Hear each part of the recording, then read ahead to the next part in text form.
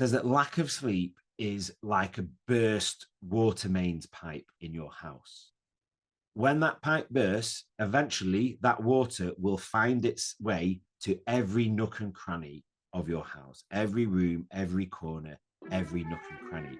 And poor sleep is exactly the same for all the different bodily systems and functions. There is no bodily system, there is no bodily function that isn't affected by poor sleep.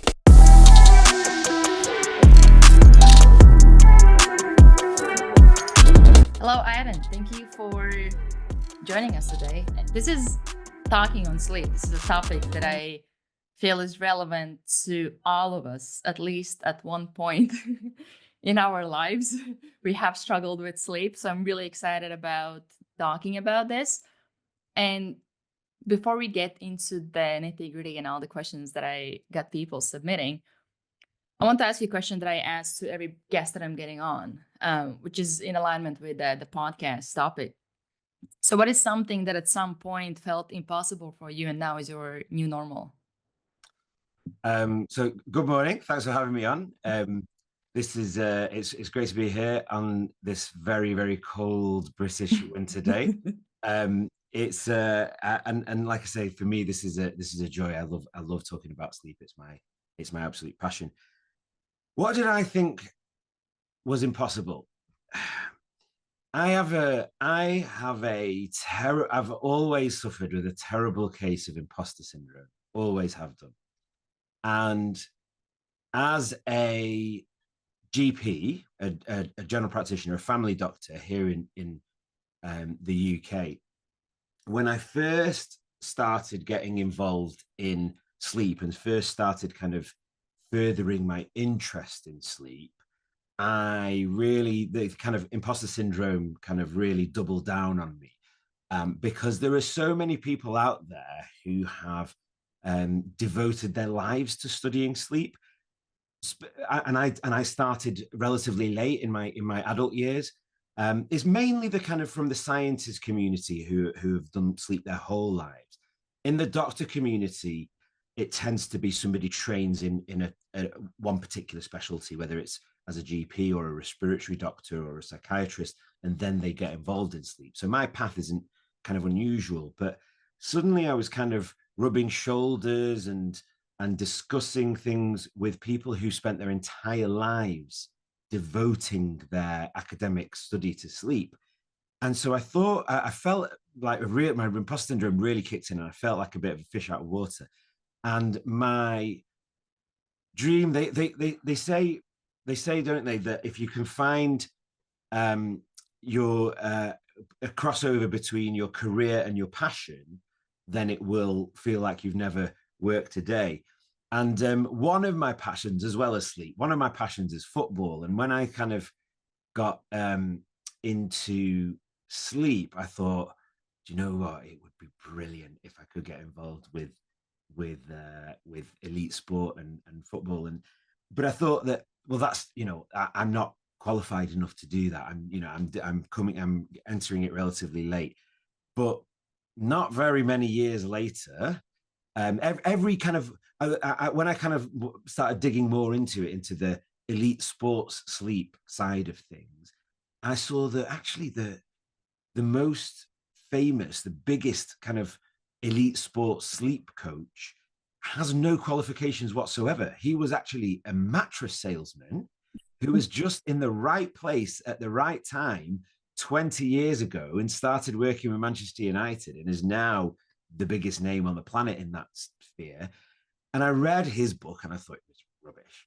And I read a few other books from medical doctors who were kind of elite sports doctors. And I just thought, this isn't anything that I don't know or I can't do.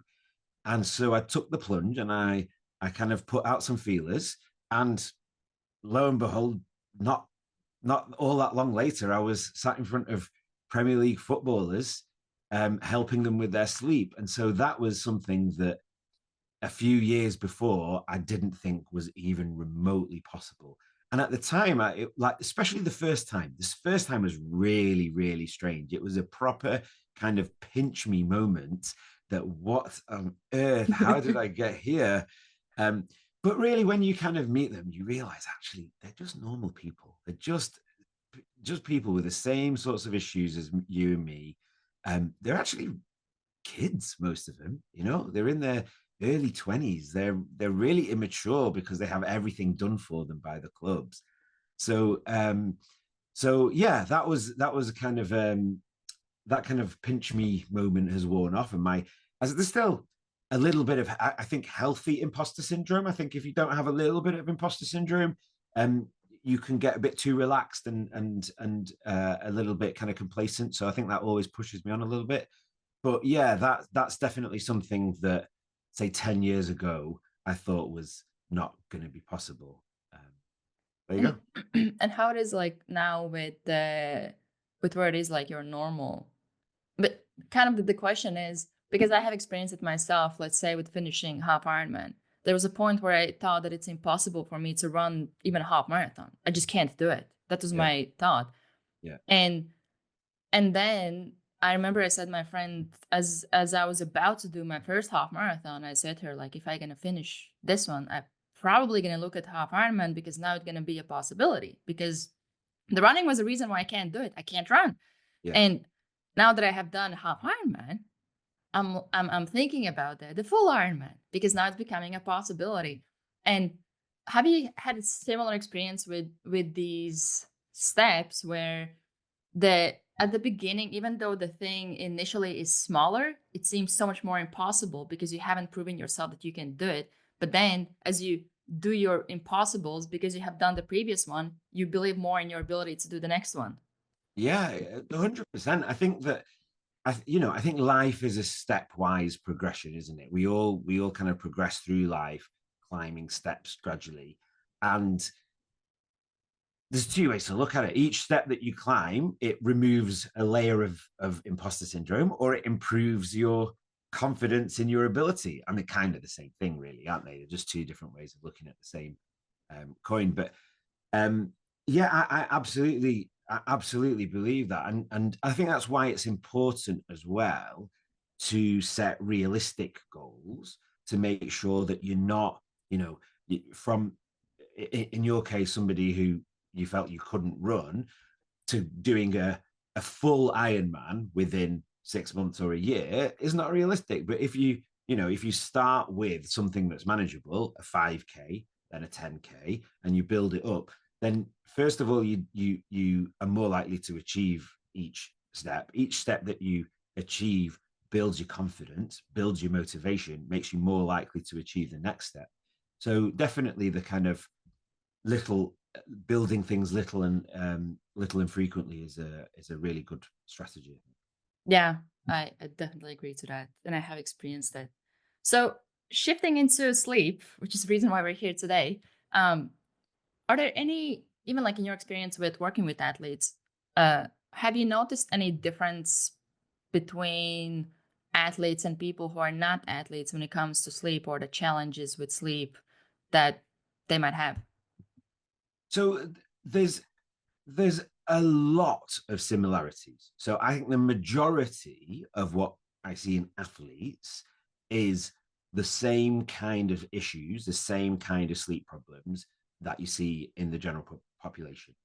There's probably there definitely is a specific set of issues that are very kind of unique to athletes, but that makes up the minority of the problem, I would say, rather than the majority. So maybe 80% of it is the general stuff that we all struggle with, and 20% of it is sports specific, and that's maybe even being generous to the sports specific thing, depending on where you live. So I know that over in the States, the sports specific side of it is a little bit more of an issue because they're constantly crossing in professional sport. They're constantly crossing time zones. And so jet Mm. lag and chronotypes and peak performance times and all those sorts of things are being affected on a regular basis.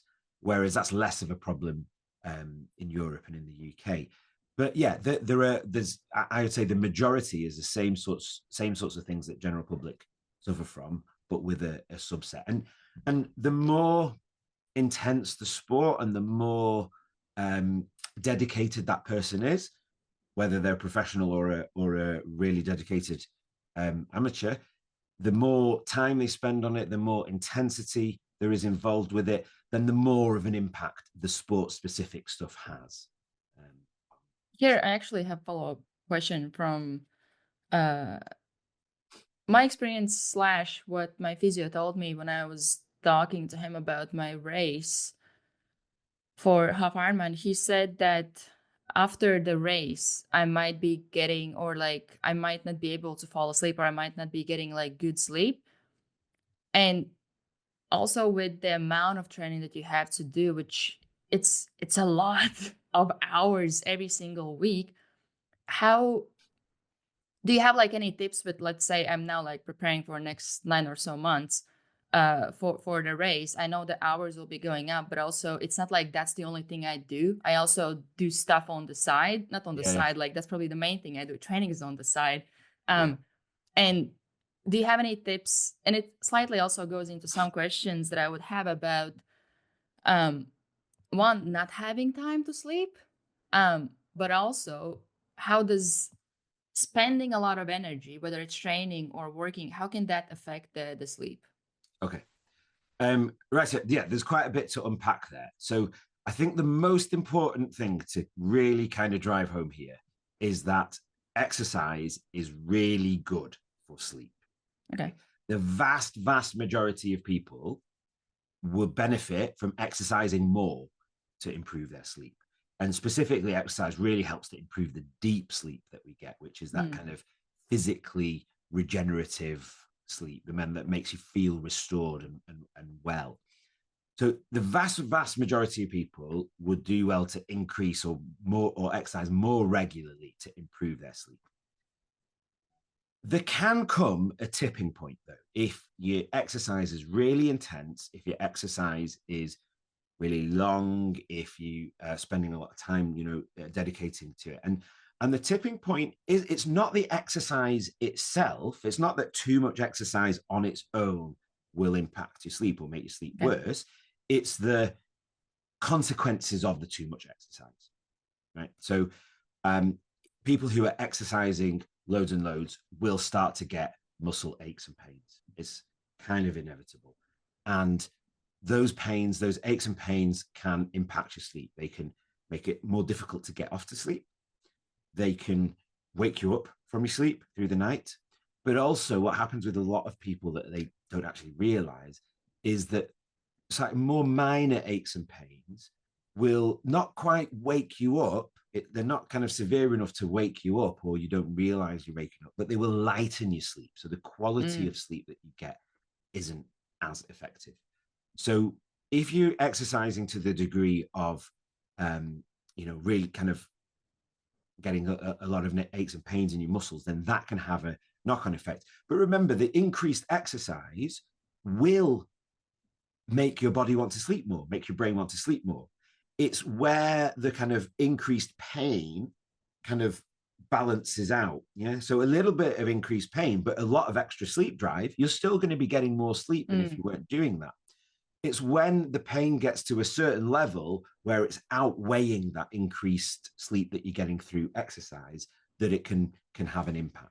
And that's probably what you were seeing. You mentioned about your difficult, or your trainer said you would have difficulty training at the end of the half marathon or the half Ironman, sleeping rather, sorry, at the end of the half Ironman, and that's exactly the reason, because you're going to have a lot of lactic acid buildup in the muscles. You're going to have a lot of aches and pains in the joints, and that is something that's going to lighten your sleep that night.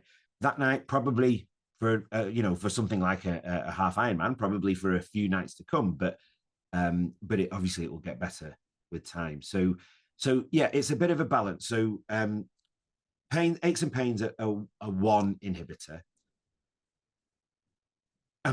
Your kind of sleep schedule is another inhibitor. This is very dependent a little bit on the sport. So sports like swimming and rowing have this kind of inbuilt culture of getting up crazy early to train before the normal day. So they're up at 5 a.m. They're in the pool at 5 a.m. or in the boat at 5 a.m. rowing, and what that has is it has the the effect of unnaturally cutting your sleep short. And Mm. so rowers, swimmers, sometimes people, there's this kind of 5 a.m. club these days who like to get out and run. And in most cases, these people are shortchanging themselves of sleep, and so not getting enough sleep is a really big problem, particularly for physical performance. Sleep is really, really important for your recovery in between competition, for your recovery after training sessions, recovery of your muscles and your joints. Sleep is really, really important for your performance the next day, for your peak strength, your peak running speed, all of those things. Getting a good night's sleep is really important. So my hope is that over time we can start to persuade these kind of sporting institutions to change their culture and shift their training times. There is actually some interesting data out there from studies that training at your competition time is probably the most optimal thing you can do. So, so my kind of message to swimmers and rowers, or at least their institutions, is that your swimming and rowing races aren't at 5 o'clock in the morning, so you shouldn't be training at 5 o'clock in the morning. There is evidence that training at the time of your competition will help you adapt better and perform better. So the pain's part of it. Cutting your schedule short is part of it. There used to be a school of thought that exercising too close to bedtime isn't good for your body. Isn't good for sleep. Mm-hmm. That's kind of old advice, really. The latest study, the old advice used to be you shouldn't exercise within 4 hours of bedtime because it raises your core body temperature, which prevents sleep, and it suppresses melatonin. And now all of that is true, but the studies have actually shown that the benefits of doing the exercise significantly outweigh any impact of that. So the advice for the general population is it doesn't matter.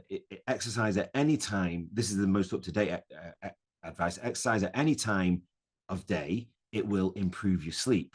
There are still a few out-of-date people who are kind of still parroting the old advice about 4 hours, but that's really out of date.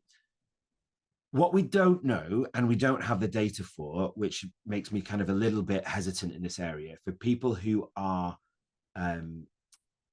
elite or kind of very keen amateur athletes who are doing a lot of training, it may still be that that amount of training, if they're doing that late into the evening, because it's a cumulative thing, because they're developing aches and pains along the way, and because they may be eating into their bedtime and that sort of a thing, it may be that is having a net negative effect on their sleep if they're training well into the evening. And again, I think the same, my view would be the same thing applies, really. Training at the time of your competition is a thing that's going to serve you the best. Now, if you're a boxer and you have a fight coming up in Riyadh and it's scheduled for 3 o'clock in the morning, that poses a problem. It does, but they're going to be training for, I don't know, 6 months at least leading up to that fight. I think that you don't need to start your boxing training at 2 a.m. from 6 months, but you could start at the time that you normally start, and then gradually over the course of months start shifting your training closer and closer to the competition time, which will have the effect of shifting your body clock closer and closer to the competition time as well. And that's likely to be, we don't have studies that prove this yet. It's really hard studying athletes, and so the amount of data that's out there is limited. although it's getting easier because of wearable technology and that sort of a thing, but it is getting easier. So there's going to be a lot more studies, and there have been a lot more in the last kind of 5 or 10 years than they were in previously. But we don't have clear data that says that's absolutely the way that you should train. But what data that we do have suggests that that is probably a sensible approach. Okay, Did so I I have answer everything? There was quite a lot in there, wasn't there? you probably answered everything and more. Yeah, okay, good. Because I have quite a few follow-up questions. First, I would want to clarify or make sure that I understood right that exercise is better than no exercise, but in that case, it doesn't really matter what time you exercise as long as you do. That can help. Yeah, But for the then, overwhelming majority of people. Yeah. and then the follow-up question there would be: is there a better time to exercise? Because you said about adjusting the training times for swimmers and stuff like that. Yeah. Is that the question there is why that should be adjusted if, let's say, they go to sleep on time or they have enough rest by that 5 a.m. or like what would be the optimal approach there? Okay. So if their body clock, let's take a swimmer as an example, if that swimmer's body clock naturally wants to wake up at 5 o'clock in the morning, Oh, okay. So the chronotype, we call it chronotype, whether their body clock is an early body clock, which we might sometimes call a morning lark, or a late body clock, which we might call a night owl. If that swimmer is naturally a morning lark and naturally wants to wake up at 5 a.m., Mm-hmm. then that's okay. That's totally fine. No objection to that at all. People who want to, morning larks are slightly less common than evening types and night owls, slightly less common. Waking up, wanting to naturally wake up at 5 a.m. would be considered a fairly extreme morning lark. They're pretty few and far between. There's not many people whose natural body clock wants to wake up at 5 o'clock in the morning. And this is why I have a big problem with the 5 a.m. club, Rose. That is not a good idea for the majority of people. But in that theoretical case, no problem at all. To answer your question, is there a best time to exercise? All times to exercise are good. Let's be clear about that. But yeah, I guess so. If you're going to pick a really best time to exercise, I would say getting up at your natural body clock time, the time that your body naturally wants to get up, and then going outside and exercising outdoors fairly more or less straight away is probably the best time to do it. And the reason for that is less in terms of optimizing your peak physical, it's less from a conditioning point of view, and it's more from a sleep point of view. Because if you get up and get outside and start moving and start getting natural sunlight, that's the best thing that you can do to really, and what we call entrain your body clock, to really fix your body clock really well. And what fixing your body clock does is it helps you to get off to sleep at the right time at nighttime. It helps you to sleep more soundly through the night, and it helps you to get up and feel refreshed and awake in the morning. So fixing your body clock and really kind of getting it set is one of the best things that you can do to improve your sleep. So on that note, I would say that exercising first thing in the morning is best in that respect. But for a professional footballer whose games are all at 3 p.m. or 7:45 p.m. in the evening, is exercising first thing in the morning, which is generally what they do, and is the message that I'm trying to get across. Is that the best for preparing them for their competition? Probably not, actually. Probably not. Okay. Is there a way to know what's your body clock? Whether you're early, late? Yeah, absolutely. So there are questionnaires out there that you can do. If someone wants to kind of Google it, there's one called the morningness, eveningness questionnaire. There's a whole host of different ones.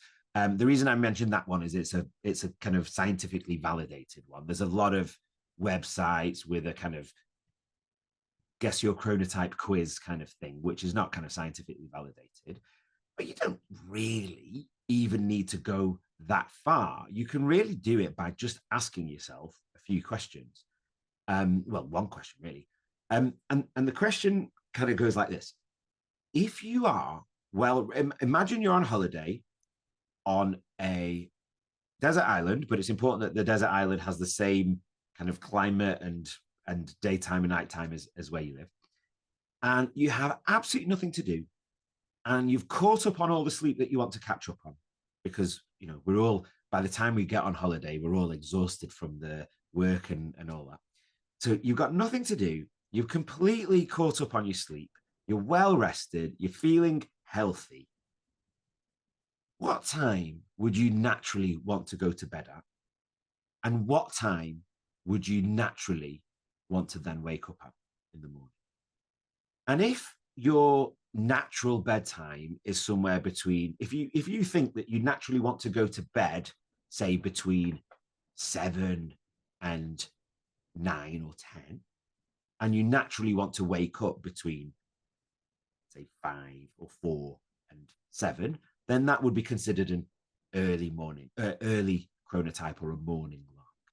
If you would naturally want to go to bed somewhere between after midnight, maybe 2 or even 3 in the morning, and you naturally don't want to get up until 10, 11, 12 in the daytime when you're well rested on this desert island with nothing to do, then you are a late chronotype, a night owl.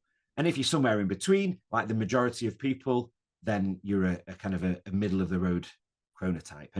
And it's important to be aware of your chronotype because it affects a lot of things. It affects how you perform at different times of day. It affects how likely you are to be able to sleep if you want to go to bed early or late or whatever. But it also, it's something that we shouldn't get too over focused on and too bogged down on. Having an awareness is good. And you can change. So people who have got circadian rhythm disorders are essentially either have a extremely early or an extremely late chronotype, which causes a significant impact on their ability to function in the world. And that's the kind of that we call those circadian rhythm disorders. And you can change your chronotype. You can shift your chronotype through the day by using light and melatonin in very kind of timed and specific ways. But your chronotype is really set genetically. So even though you can shift it, it will have a tendency to gradually slide back to your genetic chronotype, which is fixed in your genes and is inherited. And so most people will recognize that they're kind of an early to bed, early to rise type, and so was their mum or whatever. So there's a very, very strong genetic element to it.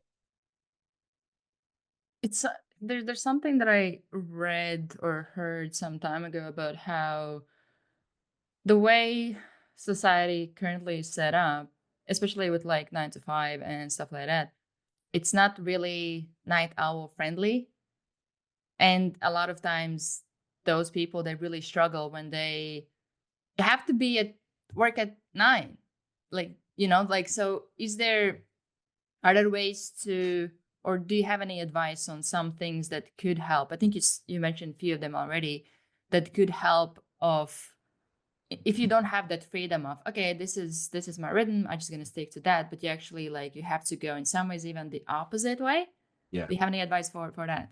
Yeah, so you're absolutely right that the world that we live in is designed by morning larks for morning larks. The kind of proportion of people who are in positions of power who are early morning chronotypes is disproportionate to the general population. So, and it's kind of it's not that difficult to imagine how this has happened over time, that the people who are up first are the ones who started planning and blah, blah, blah. And the people who get up later were like, oh, well, these are the plans. Oh, all right. And it's kind of fairly easy to imagine how that's happened. But it is the world that we live in. I have a slightly late chronotype, not horribly late, but I really struggle with mornings and I've never been able to get used to it. So yeah, what can we do about it is a really difficult one.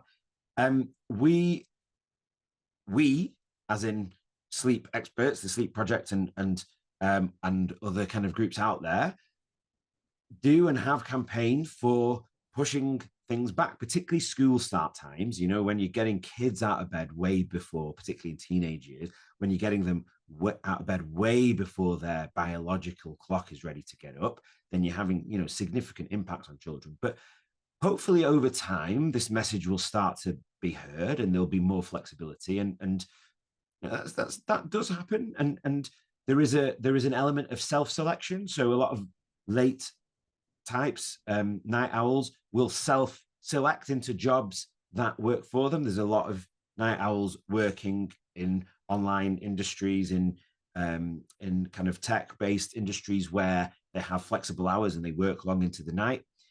But if we want to kind of fit with the normal world, the kind of modern world's structure and timings, then the single biggest thing that we can do as later types to fit into an earlier kind of pattern is get morning sunlight. So as soon as we get up in the morning, the first thing that we should be doing, if we can, is getting outside. So indoor light is not enough. Light through a window is, you know, sunlight through a window is better than just the kind of artificial lights, but it's still not enough. Getting outside, even on a cloudy day, the light that you get through the clouds from the sun is an order of magnitude greater than the light that you'll get from artificial lights inside.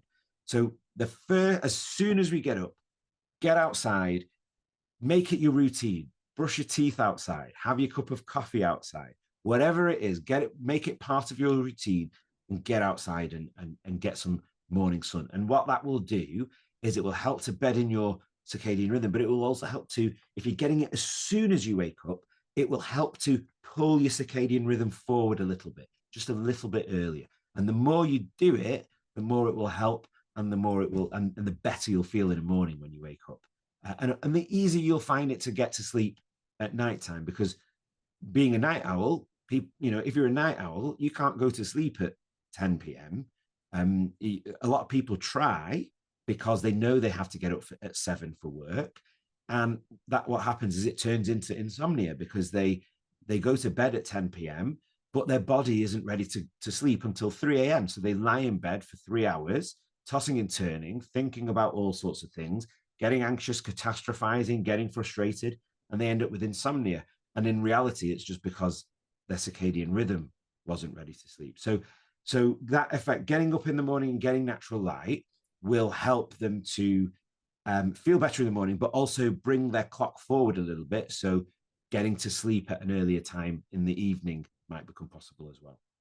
The alternative, if it's a day like this, I mean, it's a lovely sunny day actually, but it's -5 here in Manchester. There are light boxes that you can buy, and you know, if you live in a particularly cold place, or if you live near the Arctic Circle and you're not getting much sunlight at all during the winter months, then a light box is an alternative. It's not as good as getting out in the natural sunlight. It doesn't provide as much brightness of light to kind of really entrain your circadian clock, but it's an alternative. Okay, I want to get, and before I get there, thank you for the hack, super helpful. Because I was actually about to ask you what to do when it's like during the winter months here. The light is starting at like 9 a.m. or something like that. So you already answered my question before I even got to ask. Yeah. I wanted to get quickly back to the recovery piece because I had a question about muscle recovery. And the question, what maybe you can first, maybe in the answer, touch on the importance of sleep when it comes to recovery. And then the question was about, would skipping a night of sleep affect muscle recovery? And also, like, at what point do muscles actually start recovering? Like, for example, if a person skips a night of sleep, is it actually going to affect their muscle gains? If a person skips a whole night of sleep, it is absolutely going to have an impact not just on their muscle recovery, but on every single bodily function. It will have, completely depriving yourself of a night's sleep will have a massive effect on your body. There was a famous book that was out a few years ago called Why We Sleep by a sleep scientist named Matthew Walker. He's pretty big these days. And I really like his analogy. He says that lack of sleep is like a burst water mains pipe in your house. When that pipe bursts, eventually that water will find its way to every nook and cranny of your house, every room, every corner, every nook and cranny. And poor sleep is exactly the same for all the different bodily systems and functions. There is no bodily system, there is no bodily function that isn't affected by poor sleep. So skipping a whole night of sleep will, yes, it will impair your muscle recovery, but it will also worsen your blood pressure. It will also worsen your blood sugar control. It will also make you much less likely to be able to control your emotions. It will also make your physical performance worse. It will make your cognitive performance worse. So your thought processes and your attention span and your memory. There is nothing that wouldn't be affected by that. So sleep is particularly important for muscle recovery, particularly deep sleep. So that kind of non-REM, not the dreaming side of sleep, but the deep sleep is particularly important for for muscle recovery, because this is when at nighttime, when we're in our deep sleep, we get the most secretion of growth hormone from the brain. And growth hormone is kind of what it says on the tin for kids. It helps kids to grow and grow into adult size, but it's just as important for adults. It works in adults. It doesn't make us grow anymore, but its primary function is tissue repair. So it helps to repair muscles, repair cartilage, repair all those parts of all those mechanics of the body that we damage when we're doing exercise. And that's what exercise is really, is it's low level damage to the muscles, which when they are then repaired, are repaired stronger. So you need that growth hormone to really have that kind of, to get the maximum muscle repair.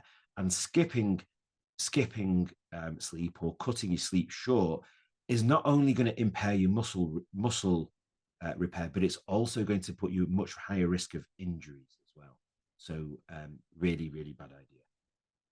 I don't know why anybody would do that. I really don't. Okay, so follow-up question here would be, because I have had seasons of life where, let's say when I was in uni and I had to work on top of it, and then I did something on the side and I was training as well. Like there's so many things happening that in some ways, it's something that I have seen a lot, where I think a lot of us, we perceive sleep as optional. It's not, it's like, okay, I have to do this extra thing, so I'm going to cut my sleep short. So now I have extra 2 hours.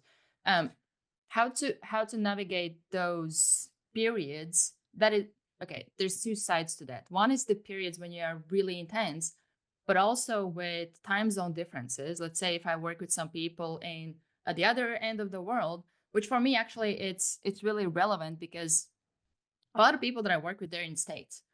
So a lot of times when it comes to doing calls, my calls are in the evening, but there was a time that I would do calls until like 2 a.m. and I'm already like half zombie.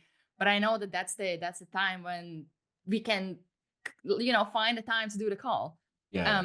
So one question would be about the really busy seasons, whether it's like becoming a parent or school or something that is just, or during the work, something is so intense that you just have to pretty much like, the thought is I don't have time to sleep. And the other one is the time zone differences, how to navigate those. Okay, we'll do this separately, because they're pretty kind of separate things, not really. So there is this kind of societal narrative that this is one of the biggest flags we're trying to carry, and biggest kind of myths we're trying to fight. This kind of societal narrative that sleep is somehow optional, and we're fighting against these slogans, sleep is for the weak, you snooze, you lose, those sorts of things. Yeah. We've been around for a long time, and there's varying opinions as to why as a species we believe that. But we are the only known animal species who will voluntarily cut their sleep short. There's no other animal species that does that. And we've got to ask ourselves why. And the reason why really is because of the modern world that we live in, because of everything that's happened over the last 100 years, because of the invention of the light bulb, because of capitalism and wanting to further ourselves, and technology and all those sorts of things. But this idea that sleep is optional, or cutting sleep short, you can get away with, or you can get used to, is a complete fallacy. And I want to really kind of nip that in the bud if I can. There are many studies that show that people who shortchange their sleep voluntarily are at much higher risk of many, many physical and mental health conditions. Just like that kind of Matthew Walker analogy, conditions affecting every system of the body. So people who cut their sleep short are more at risk of high blood pressure, heart disease, strokes, diabetes, mental health conditions like depression, bipolar disorder, kidney disease. The list is kind of endless. So people who are cutting their sleep short, who think they're getting away with it, are not. They are saving up ill health that's on the horizon. And people who sleep less than 7 hours have a higher, and this is very well proven with multiple studies, people who sleep less than 7 hours have a higher risk of mortality. In plain English, that means they die sooner, they die younger. Now, that isn't everybody. I don't want people to suddenly panic.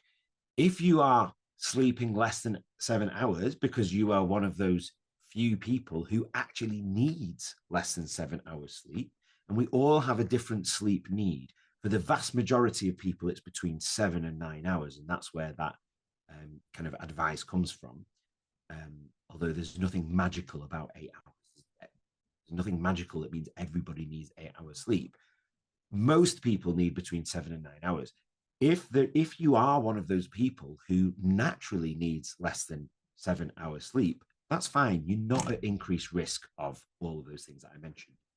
But a lot of the people who are sleeping less than 7 hours, probably most people who are sleeping less than 7 hours, are doing so because they are voluntarily cutting their sleep short, either because they're getting up early in the morning to get to work, or they're in the 5 a.m. club, or they're training for something, or they're cutting their sleep short at nighttime because they're busy working, or they're burning the candle at both ends. They're in that kind of group of people. That there's kind of broadly two groups of sleep issues that we see. There's the can't sleep and the won't sleep. The can't sleep is the people who want to sleep more but can't because of insomnia and other sleep disorders. And then there's this group of people who are cutting their sleep short. The people who won't sleep, who are deliberately cutting their sleep short, have a much higher risk of all of those conditions that we discussed, and a higher risk of mortality in the long term. So cutting sleep short is a really, really bad idea for health reasons. But it's not just that. This idea that people think they can get used to it is just false. So there are lots of studies out there that show that people who are sleeping less, and they've done these in these studies, they have deprived people. They're difficult studies to do. You got to get ethical approval, and you can't use large numbers of people, and they're expensive to run. So there's not loads and loads of them, but the studies that have been done are really, really clear. When you start to deprive people of sleep, and first of all, they let them sleep as they normally would, and then they deprive them of an hour, or they do it in separate groups. So people who've just had 1 hour of sleep less than usual, or 3 hours of sleep less than usual, or 5 hours of sleep less than usual, and for a very short time, you can deprive people of sleep completely. And the pattern is very, very clear. As you deprive people of sleep, the more and more you deprive people of sleep, the worse and worse their performance becomes. And in fact, it falls off a cliff. It's not a straight line. 1 to 3 hours, it starts to decline in a relatively straight line. After that, it really falls off a cliff. But what doesn't fall off a cliff is their perception of how they're doing. So even though as you deprive their sleep, their performance gets worse and worse, they think they are still performing well. And so that's where this belief comes from, I think, that actually I can function fine on 5 hours sleep. No, you can't. You think you can, but your performance is significantly worse. So in my view, and you don't have to just take my word for it, look up Jeff Bezos, one of the richest men in the world, who has a number of quotes about this, that people who are skimping on their sleep to try and be more productive is an absolute false economy. You are less productive, not more productive. So does that answer that bit? I also have follow-up questions, but here, do you know how much that performance actually decreases? Yeah, I mean, I can get the figures up. And off the top of my head, no, but you have to kind of, the actual numbers aren't as important as the concept here, because in these studies they don't study people in the real world, right? Because also it's a little bit, what are you going to take 100 athletes and then sleep deprive them and then measure their performance in a 100-meter sprint, for example? Well, you could do that, but usually there's not 100 athletes who are willing to be sleep deprived, and those are very expensive to do. So these studies were, by and large, done in a lab, and then if you do that study with a 100-meter sprint, it's very difficult to then apply that same logic to an office worker or even someone who's in elite sport, but it's related to peak strength, a weightlifter, for example. So it's very difficult to extrapolate that. So what they do is they have people in a lab and they have attention tests. So tell me how many white dots you see amongst the yellow dots, and that sort of a thing. So they are proxy measures. So the exact numbers are not really important. It's the concept that is important, and also the fact that it's not a linear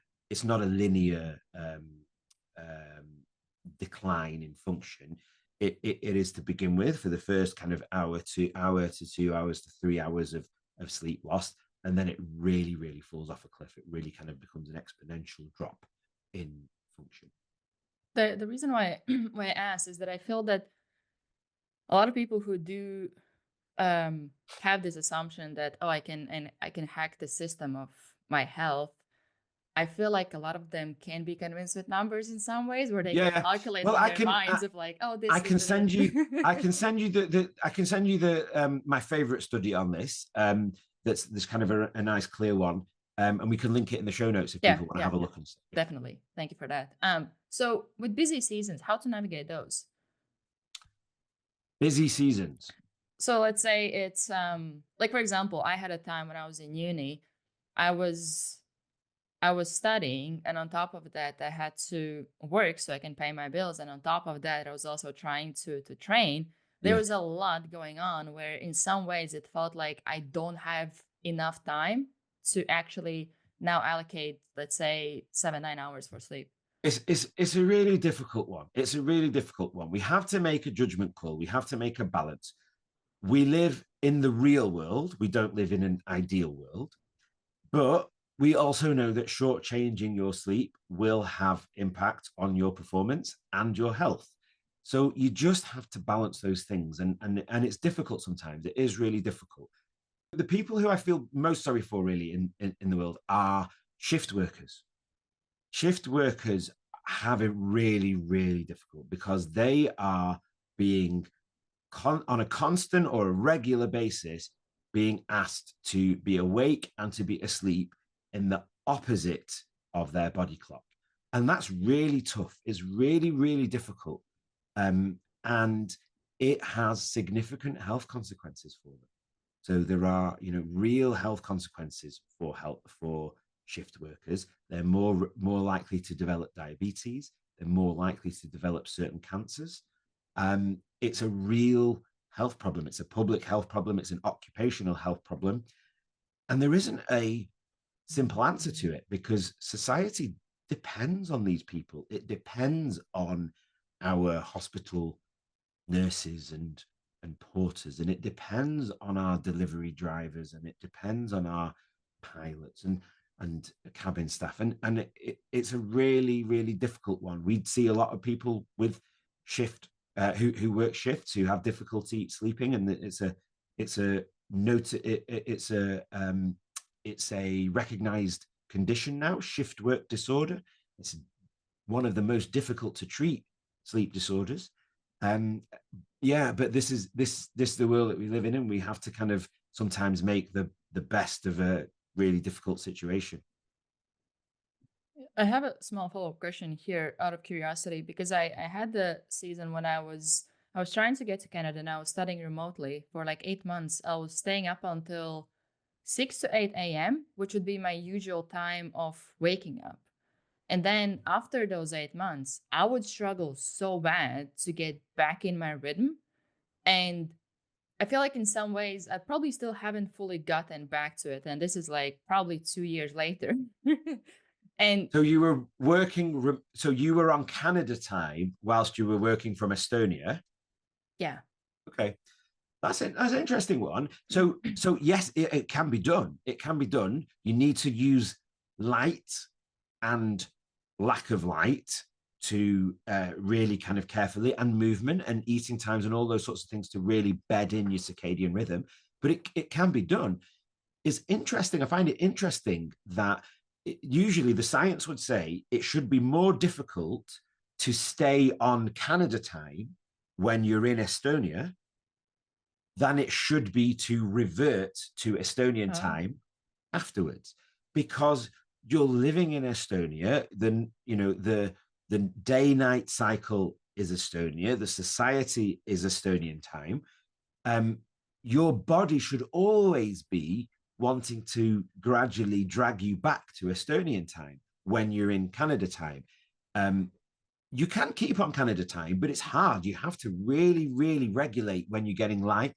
You're going to need um, artificial sources of light, like a light box, or it's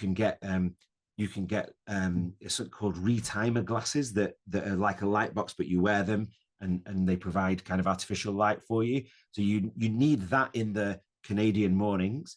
You need to really protect yourself from the natural light when it's the Canadian evenings and nighttime. So it's really, and you need to eat on to do it right. You need to eat on Canadian time. You need to live on Canadian time, exercise on Canadian time. So it's difficult, but can be done.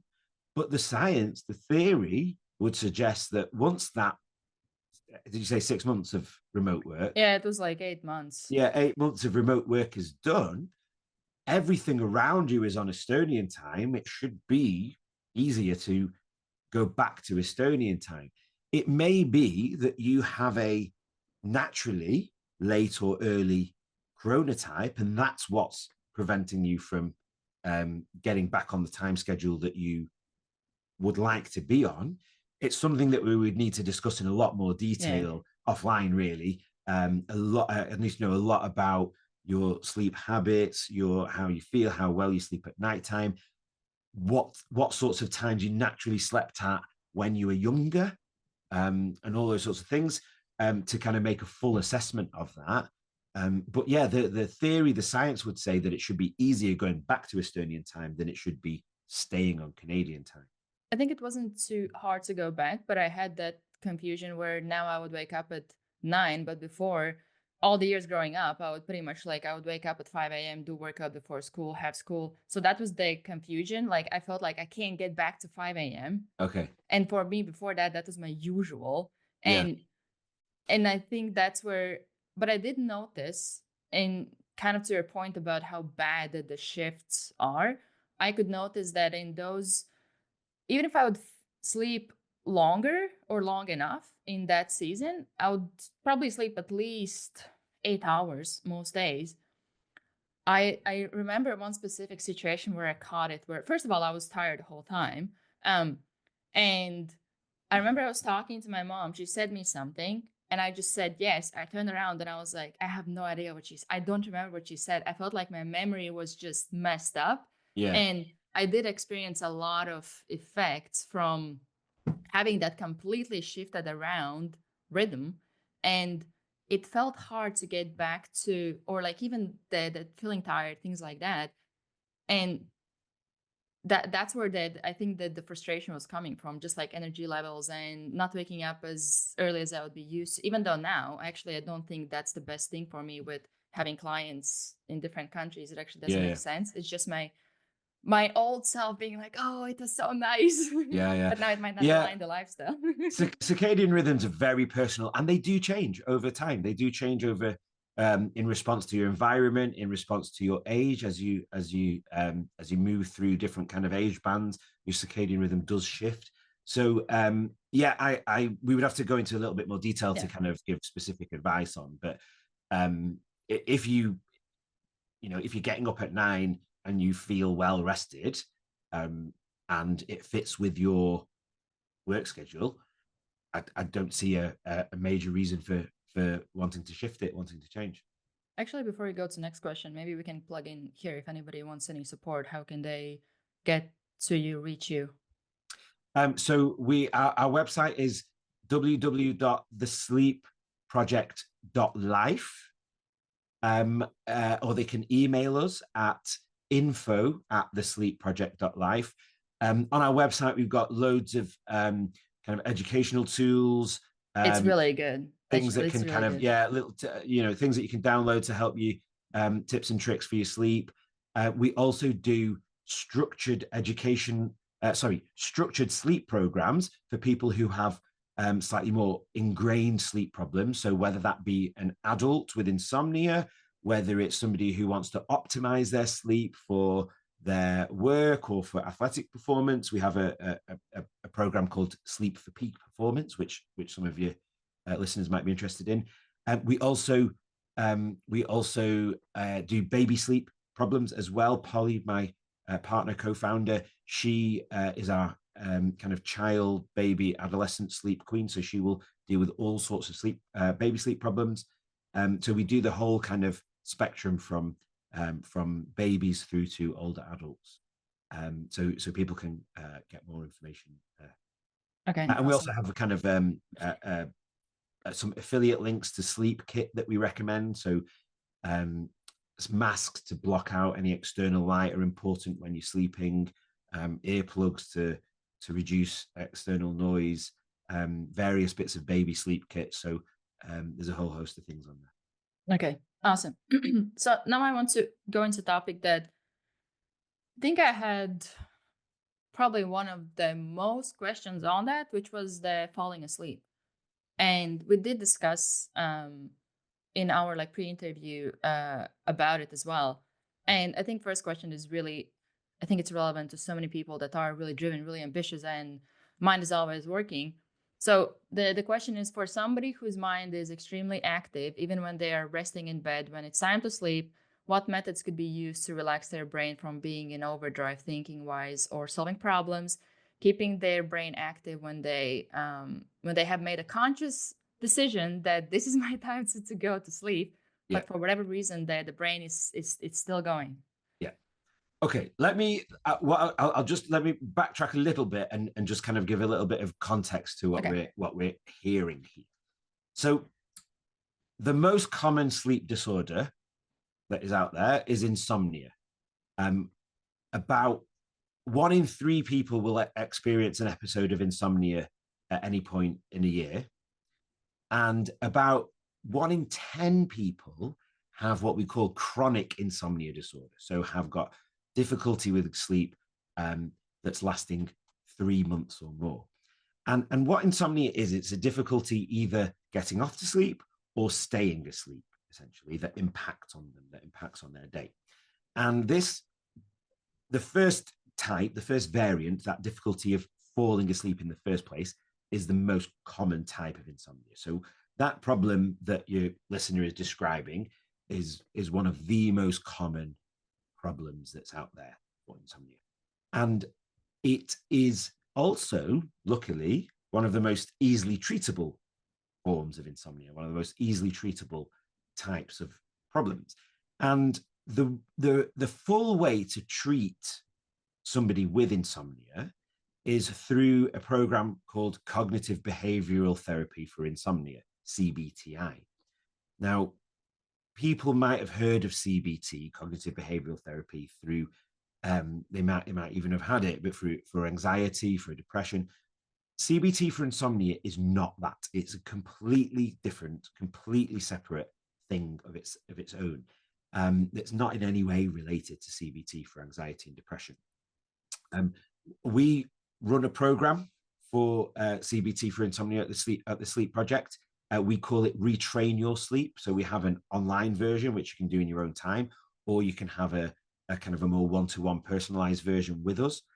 And CBT for insomnia is really a program. It's a 4 to 6 week program, depending on where you do it. And it's a program that, first of all, teaches you about your sleep, because you can't change what you don't really understand. And it measures your sleep through sleep diaries, because you can't alter what you don't measure, or you can't effectively alter it. But what it really is it's a toolbox of tricks and techniques that we teach people to help to understand their sleep and manipulate their sleep and manipulate their brain patterns and thought processes so that they become in control of their sleep. And it has incredible success rates. At least 80% of people who go through CBT for insomnia will be cured of their insomnia. And that's better success rates that you'll get with any medication. And for those people who it does work for, it gives them the long-term tools to keep their insomnia at bay for years, 5 years and 10 years, I've even seen in one study. So CBT for insomnia is the best kind of treatment, the most effective treatment for this type of problem for people with insomnia, any type of insomnia, really. Now, that's the kind of long answer of it. But what I'm going to do is to kind of dig into some aspects of CBTI to kind of answer that question a little bit more specifically. So what can you do if you're getting off to sleep and your mind is racing and you can't get off to sleep? So the first thing is that what we see a lot of, what happens a lot in society, because people are so busy, because this always on culture, because we have our phones by our sides all the time, because we're so easily reachable by WhatsApp or email, is that we have people working or doing stimulating activities right up until the time that they get into bed. And in fact, in reality, we know that it's worse than that. We have people who are doing stimulating activities when they are in bed. I'm not one of these kind of overly zealous people who says no phones in bedrooms at all. Right? The phone is very much part of living in the modern world.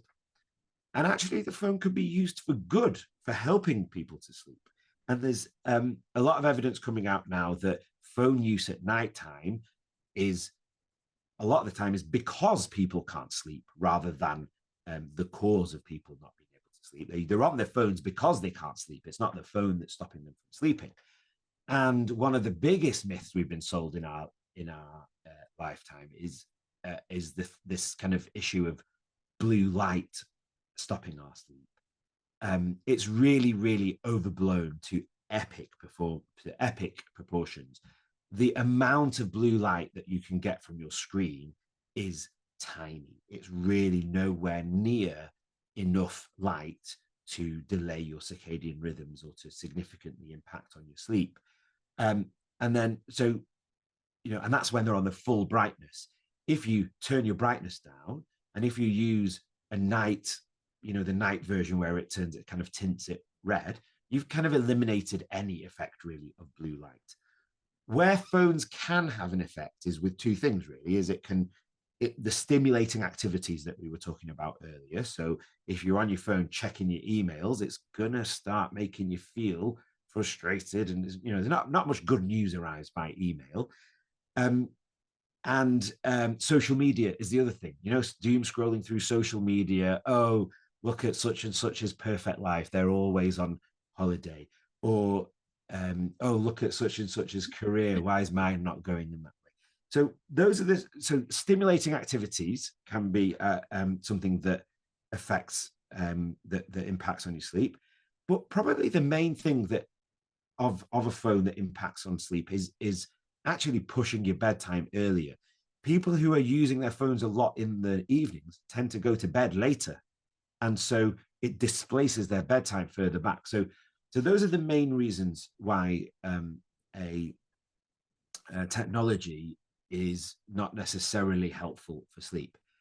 So to backtrack, what I would suggest is that people like this who are getting to sleep and they're finding that their mind is racing, you can't just go to sleep and then flick a switch and your brain is in sleep mode. That just doesn't work like that. Our biology was never intended to work like that.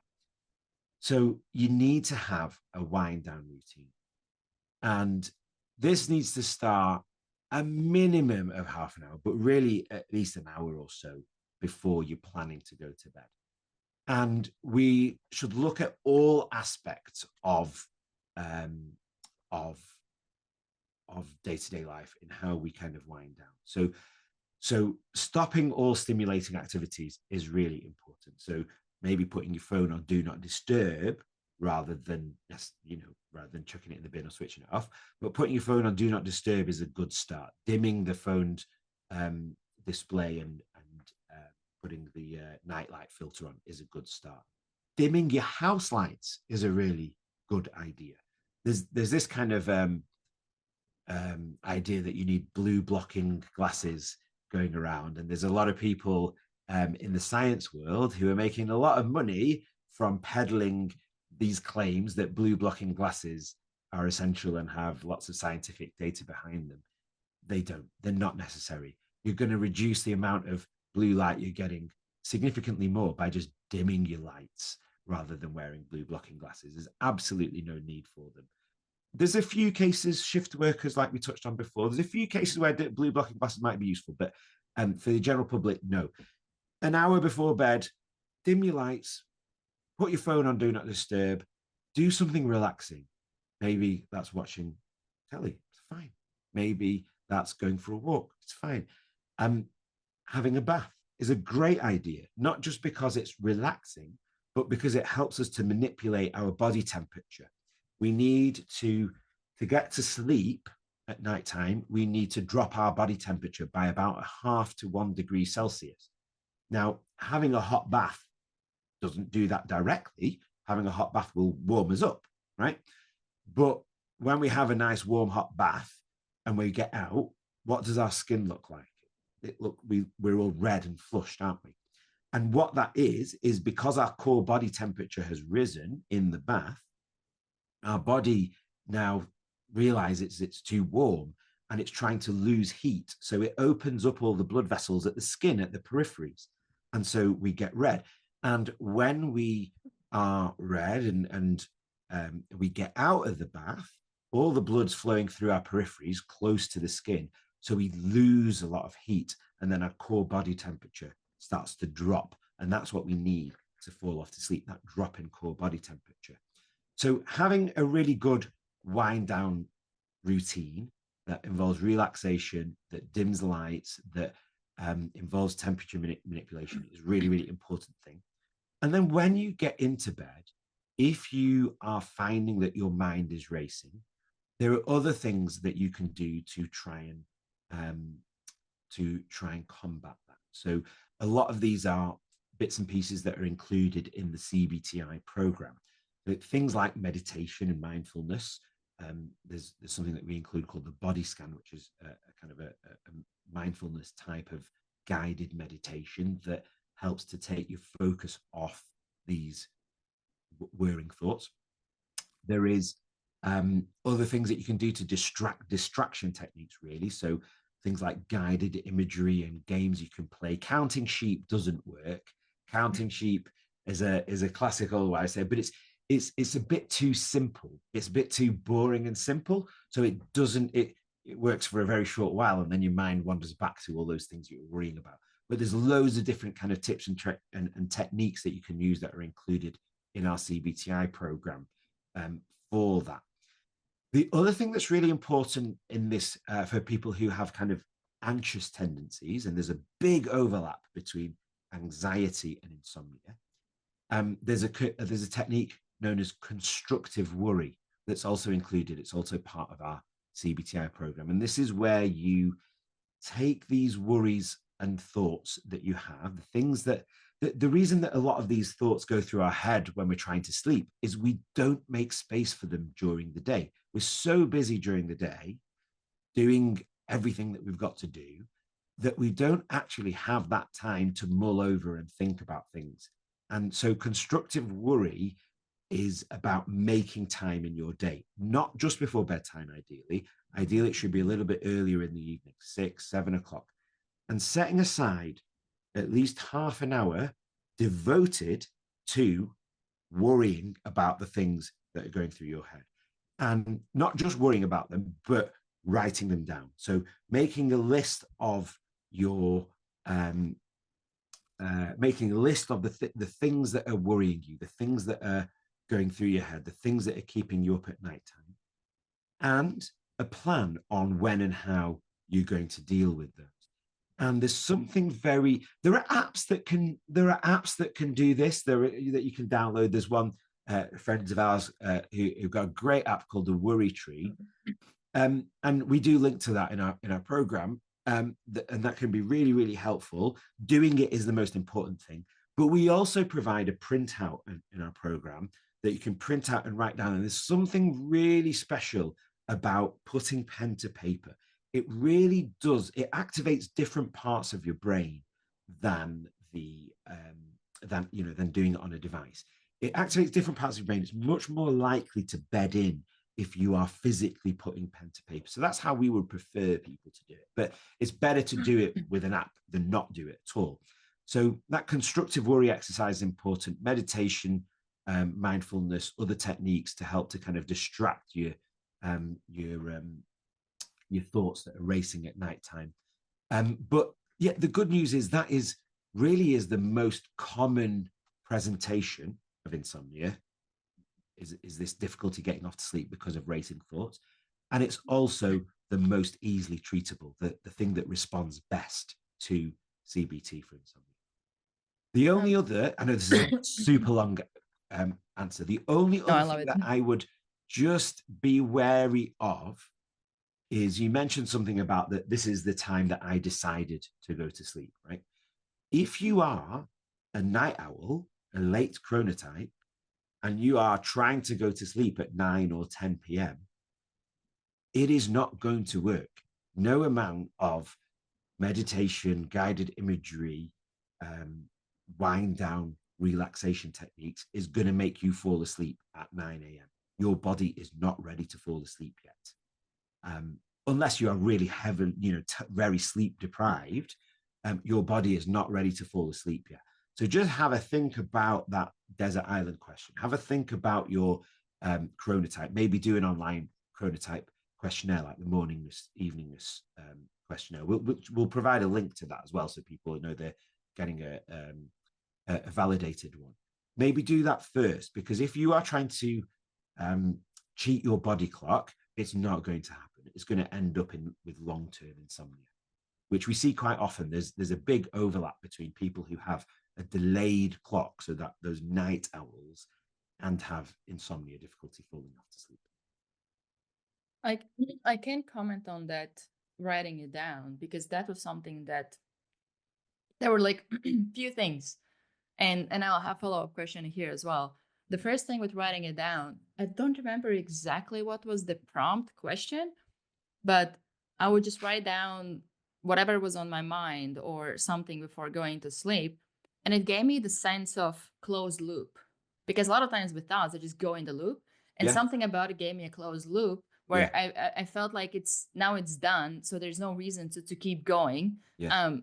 And with that, I have a question about people have a lifestyle of being an entrepreneur, because a lot of times with job, once you finish the job, you're done, you go home, and you don't, well, you probably might think about it, but there's more of that closed loop of, I'm going to get back to whatever I need to do when I'm going to get back to work tomorrow. With entrepreneurship, for the most part, there's endless lists of to-do stuff. And there's no real closed loops, because you know that whatever I didn't finish tomorrow, I have to continue, or what I didn't finish today, I have to continue tomorrow. So there's no closed loop. It's just continuously going. How to navigate that?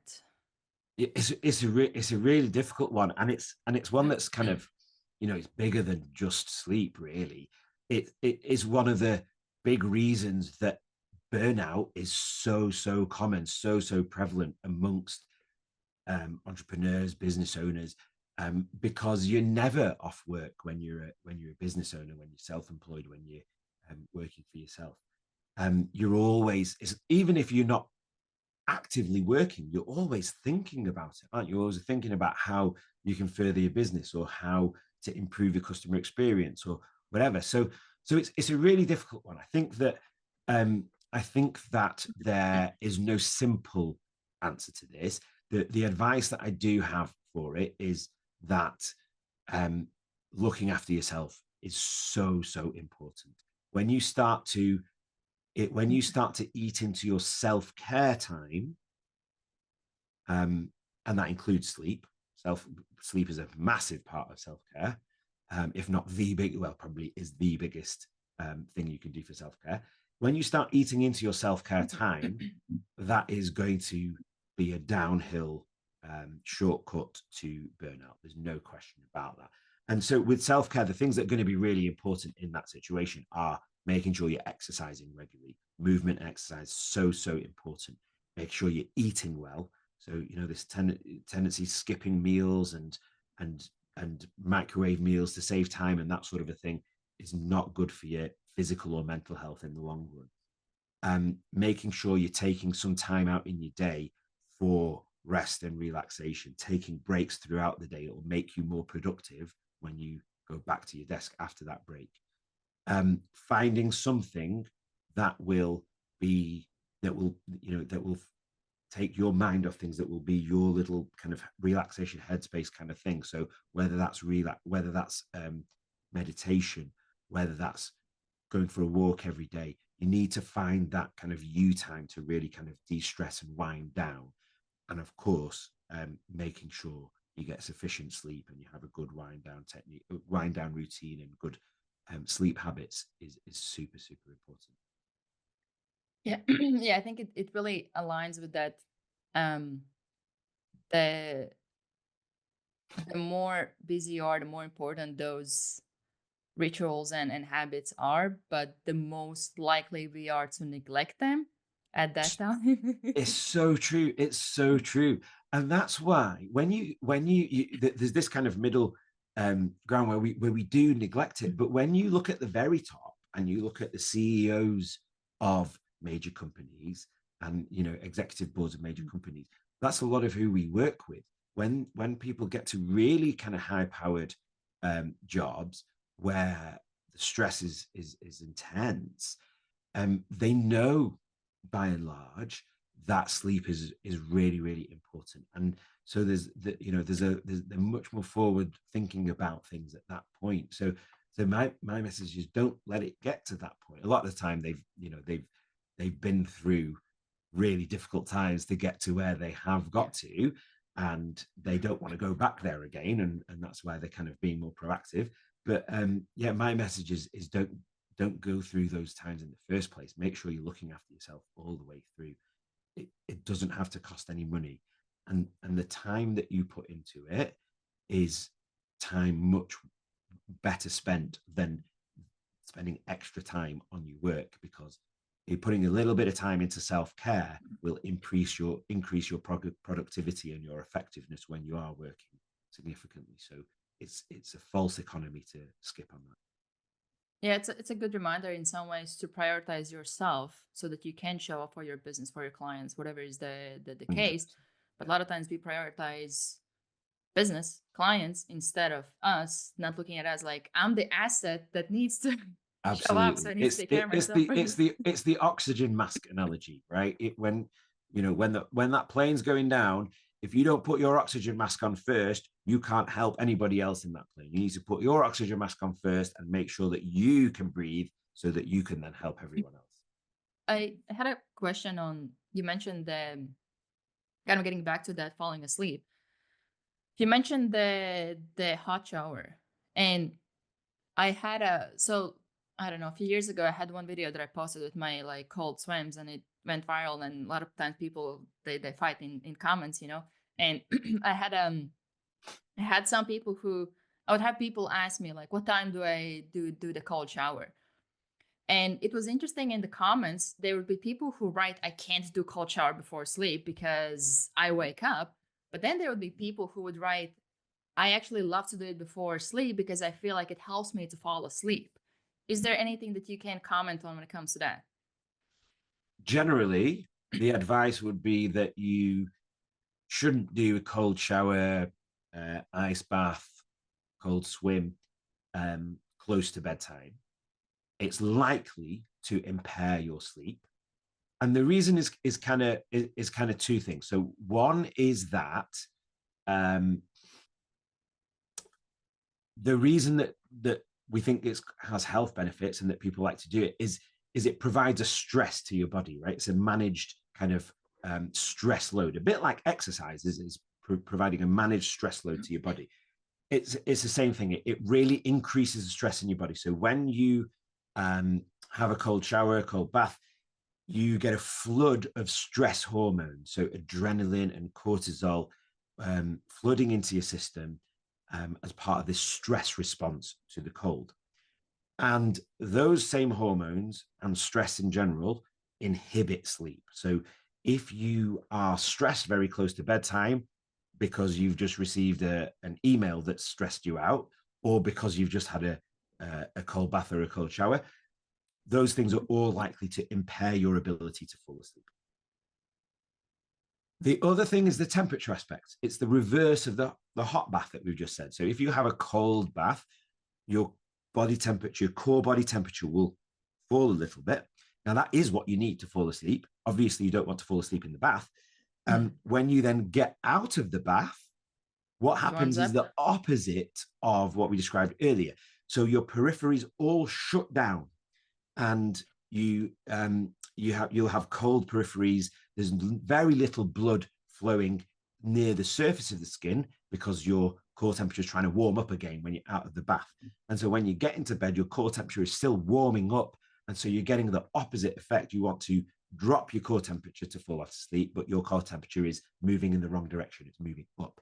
So for those two reasons, it should theoretically inhibit your ability to fall asleep. However, everyone is different. Sleep is a very, very personal thing. The people who think that having a cold bath or cold shower is helping them to go to sleep is kind of difficult to explain that scientifically. It may be because they feel that they have a stressful day. When they then go in the bath or cold shower, they get this controlled surge of stress hormones. And the effect of this controlled surge of stress hormones is afterwards, they will then die down and they may feel more relaxed afterwards. And it may be that that helps them to forget the stresses of the day, and then they sleep better for that reason. If they didn't have that cold bath or shower, the stresses of the day would still be affecting them. That may be one mechanism. But the honest answer is we don't really know. But the science, the theory would be that for most people, it should inhibit sleep rather than help sleep. And follow-up question there, because a lot of people know me, I'm quite big on cold. Could it help to wake up? Yeah, 100%. So cold exposure is very alerting Yeah. to the brain and body. So for the same reasons that kind of flood of adrenaline and stress hormones, it helps to wake us up from an alertness point of view. It doesn't, sorry, it doesn't impact our circadian rhythm so much in the same way, that I mentioned, kind of exercising first thing in the morning, getting outside. It doesn't impact our circadian rhythm so much in the same way, but it's certainly an alerting thing to do. Yeah. Okay. Then I also have a question on how to fall asleep at night if you don't take any naps during the day. So the person is waking up at 5 a.m. every day, and then at some point during the evening, around let's say 7 p.m., they would start to feel tired and sleepy. Like they don't want to go to sleep, but it also is quite. It's not that long until they actually want to go to sleep, around like 10 p.m. Yeah. So how to navigate that? And also the follow-up there is that once they actually go to sleep, they don't really feel like they are sleepy enough to actually fall asleep. Okay. So it's a bit difficult without kind of having this person who's asked the question in front of me to kind of ask them a few follow-up questions. My thoughts on this are that you said they were feeling sleepy around 7 o'clock or so, but weren't going to sleep. Then listen to your body. If you are feeling sleepy, that suggests that your body is wanting more sleep. That either that you're sleep deprived, or it's come to your natural time where your biology wants your sleep to kick in. So listen to your body is the first thing that I would say. Now, this person is waking up at 5 a.m. Have they mentioned, are they naturally waking up at 5 a.m.? Do they feel well rested in the morning when they wake up at 5 a.m.? Or are they doing it to get to a very early job, or doing it to gym? To get to the gym? Gym, yeah. Or just driving to, yeah, sometimes it's work, sometimes it's, I would say work/gym. Yeah. Okay.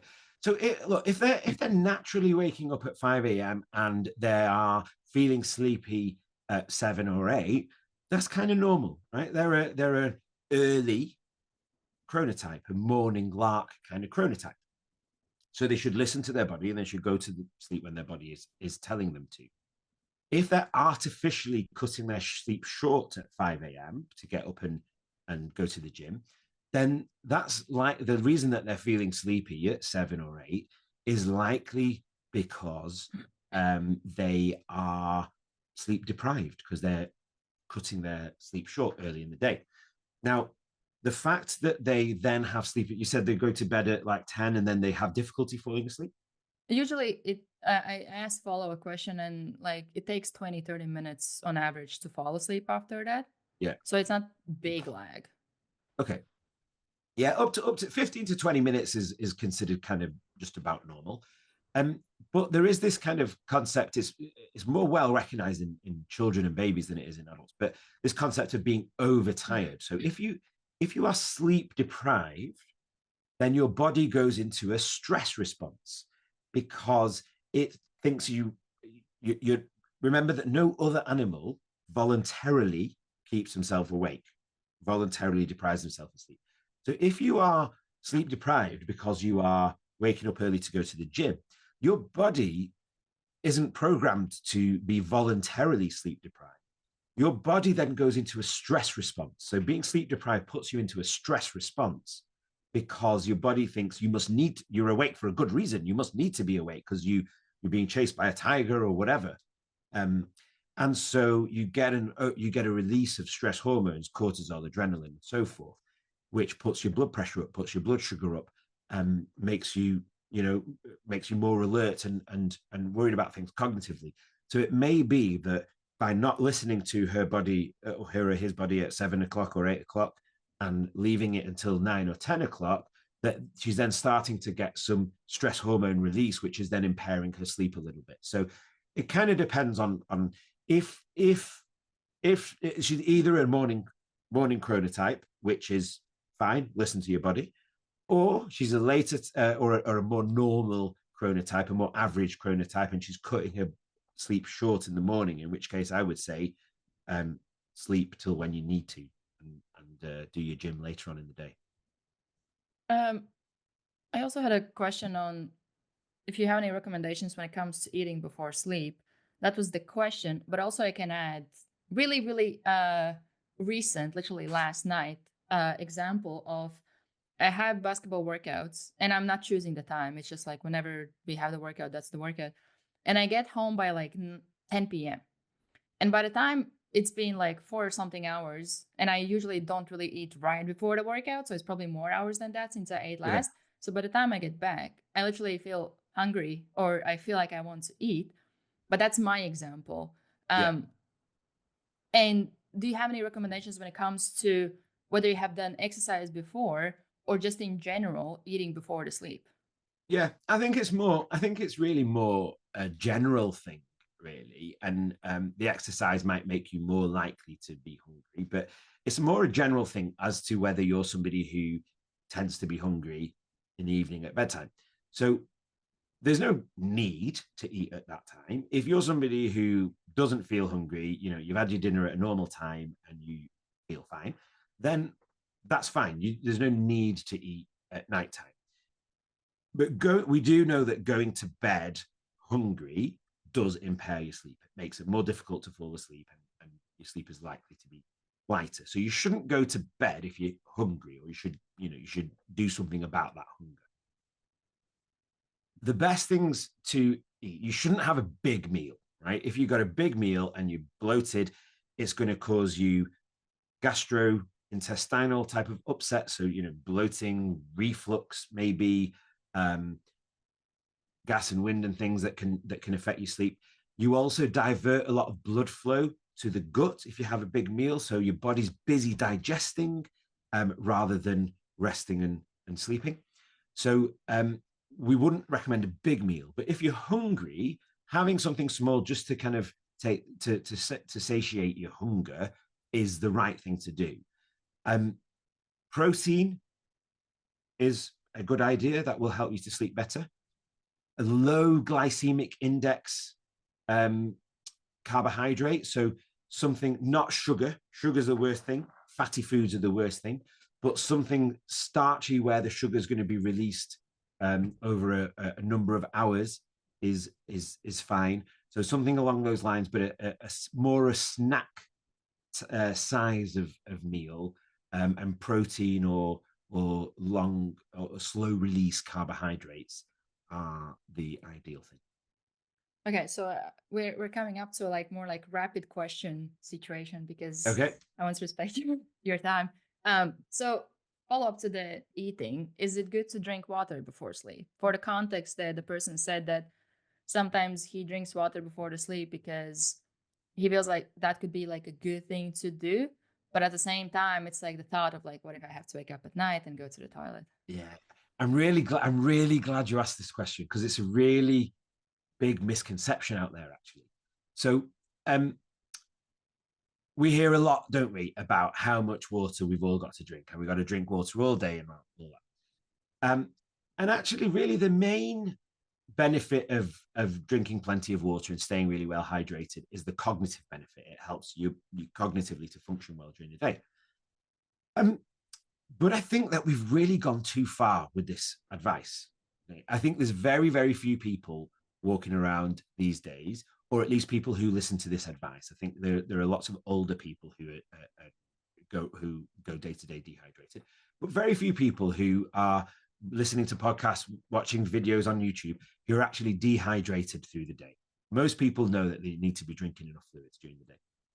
The same absolutely does not apply at nighttime. Your circadian rhythm is not just about regulating your sleep and wake. It's about regulating every system in your body. And your kidneys and your urinary system is one of those systems. So at nighttime, when you are meant to be sleeping, your kidney function is dialed right down. So your kidneys are not producing as much urine, or not meant to produce as much urine. So there's absolutely no need to be drinking a load of water before you go to bed. The thing it will guaranteed to do is wake up your kidneys, produce a load of urine, and make you pee during the nighttime. So there's just no need. As long as you're hydrating well during the day, I will stop drinking fluids probably 5, 6, 7 p.m., no later than that. And that's fine. You will not get dehydrated through the night if you're doing that. Your kidneys are meant to do that. They're meant to deal with less fluid overnight. There are some people, who struggle with dry mouth because of medications or because they're mouth breathers or have sleep apnea, those sorts of things. People like that, sure, keep a glass of water by your bedside just to take a little tiny sip just to wet your mouth if you need to. But other than that, there's no need to be drinking water at bedtime. As long as you're drinking enough during the day, you're not going to be dehydrated. And then question on the sleep trackers, sleep apps, how accurate are they? Yeah, very hot topical one. The answer is in two parts. If the question is, how accurate are they in telling you whether you are awake or asleep, then pretty good. Not perfect by any stretch, pretty good. It depends on different ones. Different trackers work in different ways. I forget what Whoop or one or the other. You can tell it in the app when you're trying to sleep. Those where you can tell that you're trying to sleep are better at predicting your sleep than those that auto detect whether you're asleep. But in general, telling you whether you're awake or asleep, they're not bad. They're pretty good. If the question is, how good are they at telling you what stage of sleep you're in? Pretty awful. Telling you whether you're in deep sleep or REM sleep, dream sleep, you can more or less ignore that. There was a study done a couple of years ago, probably a couple of years ago now, that looked at all the different or the more popular fitness trackers compared to the gold standard for doing different stages of sleep. And the gold standard is what we call PSG, polysomnography. And this means going into a sleep lab, having electrodes attached to your brain, monitoring your pulse and your blood pressure and all those respiration movements and your muscles. And compared to the gold standard, the best sleep tracker got it right about 50% of the time. So that's like flipping a coin. Now, the best sleep tracker in that study was the Oura Ring. But if you dig down in the small print of the study, it was actually funded by Oura. So it's not massively surprising that Oura came out as the best of a pretty bad bunch. So we're seeing a lot of this. I think it's okay for tracking your sleep or awake. I think where they really shine is helping you to learn about sleep habits. I've lost count of the number of people who have told me how they've really learned that even having one glass of wine or one pint of beer in an evening is having a massive impact on their sleep, and they've learned that from the sleep tracker. I think if that leads to behavior change, brilliant. But we are seeing an increased number of people who are fixated on their data and are obsessed with trying to improve or perfect their sleep data. And there's a name for it now. We call it orthosomnia. And so if you're the sort of person who is getting overly obsessive on the data, your best bet is to put that sleep tracker in the bin or turn off the sleep tracking function of it at least. So yeah, for the sleep wake, they're pretty good. For stages of sleep, ignore it completely. They have no idea what they're talking about. So the sleep score you can pretty much ignore. Yeah, the sleep. Yeah, I would ignore a sleep score because they usually take into account how much of it is deep sleep and whatever. And the other thing is that none of these sleep scores are scientifically validated at all. So the companies that develop these, they're all commercial companies. They all have what we call black box algorithms. They won't because of the trade secrets, they won't let scientists look at these algorithms and assess them and validate them. So we just don't know what's going on inside that black box. We do know that they're not accurate at measuring sleep stages. So I think that you can more or less ignore your sleep score. it's not just sleep stages that it's taken into account, right? So it is going to take into account how much you slept, how much you were awake through the night, how long it I took think it you to. also is keeping in count your heart rate. Yeah. So, I wouldn't say that it's completely useless, a sleep Yeah. score, but they're very, very difficult to interpret because um, we just we don't know how they work. And that's by design. And we know that some companies will kind of artificially inflate their sleep scores to make people feel better about themselves. And there's a lot of problems Yeah. with the whole thing. I also have a question, and I'm pretty sure you probably have heard this before, is if you can catch up on sleep. So let's say during the week, during the work week, you get less of sleep, let's say, because you wake up earlier, you go to the, let's say you do the gym, then you do the work, Yeah. and in the evening, you Yeah. might do something else, so there's less sleep. If now on the weekend you sleep more, is that a good approach, or is that actually helping? So it's a really complicated one. For the short answer to that is, in the short term, yes, you can. In the long term, no, you can't. So somebody who is shortchanging themselves from sleep on a regular basis over the years, that's going to have some sort of physical or mental health impact on them. If you have a couple of nights of really bad sleep insomnia, or a couple of nights of burning the candle at both ends, then yes, you can make up that's not gonna, 2 nights of bad sleep is not gonna give you diabetes or shorten your lifespan.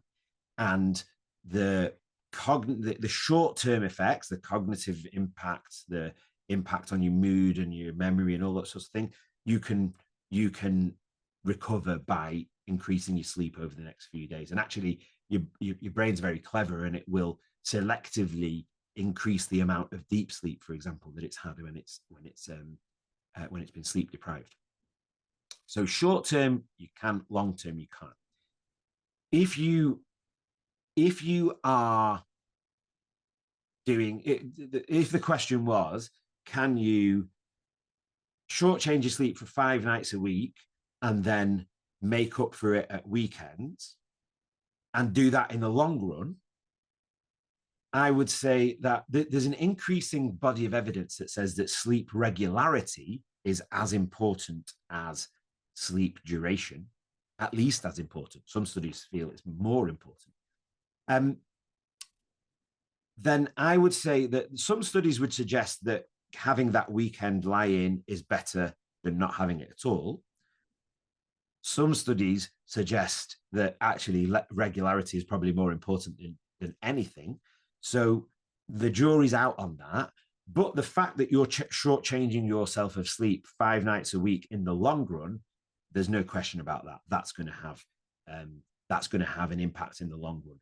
The question is whether catching up on sleep during the week, at the weekend, is beneficial or not. That's what we're not really sure about. I think it probably is, but that's what we're not really sure about at the moment.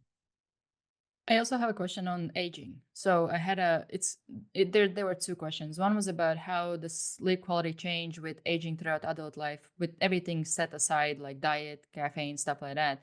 And then I had a person ask me, why do I wake up more? Or like, why my sleep feels like worse compared to like years ago, now that I'm like getting older?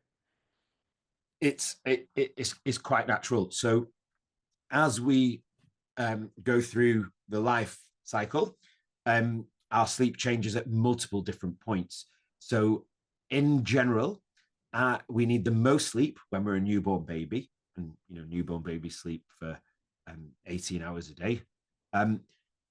We need the most sleep as a newborn baby, and then we gradually need less and less sleep as we get older and older. So children need less sleep than adolescents. More sleep than adolescents. Adolescents need more sleep than young people in their 20s. People in their 20s need more sleep than middle-aged people. And as you get older, the amount of sleep that you need tends to decline. And what particularly declines is the amount of deep sleep that you get. This is kind of part of the natural aging process. And as you get less and less deep sleep, often your sleep feels less restorative. That's why there's, the tiredness and not feeling refreshed gets much more common as you get older. And when you're not getting as much deep sleep, like the name suggests, deep sleep is the sleep that is deepest, you're least likely to wake up from. So if you're getting less and less deep sleep, more of your sleep is lighter sleep, and you're more likely to wake up from that and have more fragmented sleep. So it's really quite natural, quite normal. If it's having a significant impact on you, then there are things that can be done about it. Insomnia is much more common as you get older. It's much more common in older people than it is in younger people. Fragmented sleep in the night because of aging can be treated. Melatonin can be effective for that, because as you get older, your natural melatonin is part of the signaling to the brain that it's time to sleep. And as you get older, your melatonin levels gradually decline naturally. So melatonin can be helpful in older people who are having difficulty sleeping. So it's normal. It's a normal kind of part of aging, but there are things that can be done about it if it's a problem for that individual. And last question, is it true that women need more sleep than men? More hours? Yes, but only a little bit. Okay. So there was a study on average, I think it was 11 minutes was the figure. On average, women need about 11 minutes of sleep more than men do. It's difficult to unpick the reasons for it.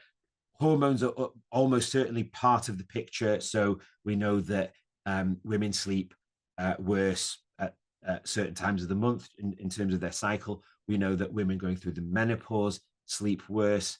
So those kind of, when your sleep is fragmented or lighter because you're going through the menopause or it's your time of the month, then the way that your body makes up for that is by having more of it. So if your sleep is of poor quality, having more poor quality sleep, it will leave you in a better state than having less poor quality sleep.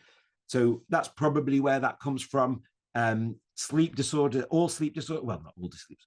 Many sleep disorders are more common in women, such as insomnia. So that probably, there'll be many reasons why, but yes, the feeling is that women probably need about 11 minutes, I think was the figure, on average.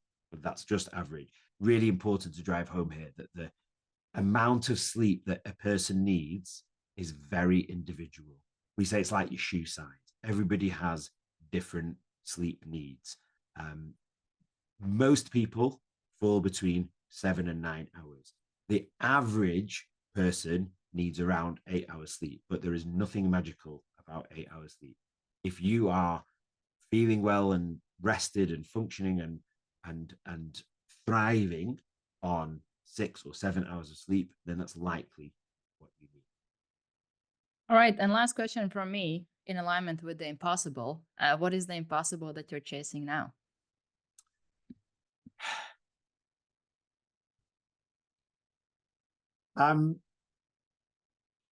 I would probably go back to the same example that I, similar to your initial impossible was doing a marathon, and now you're kind of looking at a Ironman or half Ironman to begin with. My impossible, I think, my dream would be, I would like to be recognized as the world's leading expert in elite sport sleep. And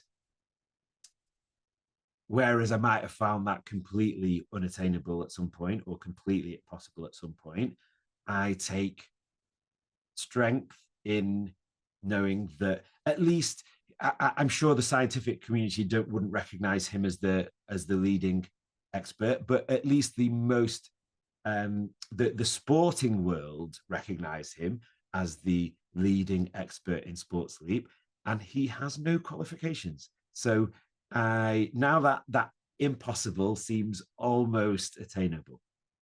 I love that. And I wish you best with achieving that. And you're definitely on a path with that. Even with the conversation that we had, there's so many valuable tools. You did a lot of myth busting, or just like saying what actually isn't working, that we are taught that, oh, you have to pay attention to this or that. So just thank you for that.